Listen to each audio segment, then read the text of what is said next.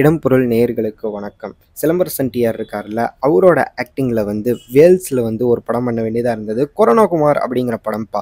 இந்த படத்தோட ஷூட்லாம் வந்து ஸ்டார்ட் பண்ணுற நிலையில் வந்து கோகுல் இருக்கார்ல, டைரக்டர் கோகுல், இதற்குத்தானே ஆசைப்பட்ட பாலகுமாரா, அவரோட டைரக்ஷனில் தான் வந்து இந்த படம் உருவாக வேண்டியதாக இருந்தது.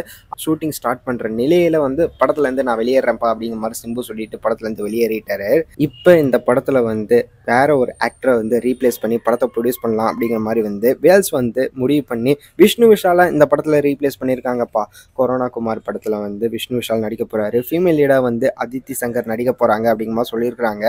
ஸோ எப்படிப்பட்ட படமாக இருக்க போகுது இந்த படம் அப்படிங்கிறத வெயிட் பண்ணி பார்க்கலாம்.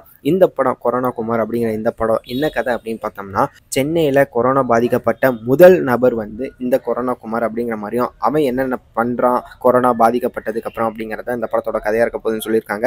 ஸோ வெயிட் பண்ணி பார்க்கலாம்ப்பா எப்படிப்பட்ட படமாக இருக்க போகுது இந்த படம் அப்படிங்கிறத. இந்த வீடியோ பிடிச்சிருந்தா லைக் பண்ணிட்டு இந்த மாதிரி எப்படி நீங்கள் தொடர்ந்து பார்க்கணும் கேட்கணும் அப்படின்னு நினச்சிங்கன்னா மறக்காமல் சப்ஸ்கிரைப் பண்ணிடுங்க. அப்போ தான் நாங்கள் போகிற வீடியோஸ் உங்களுக்கு ரெகுலராக வரும்.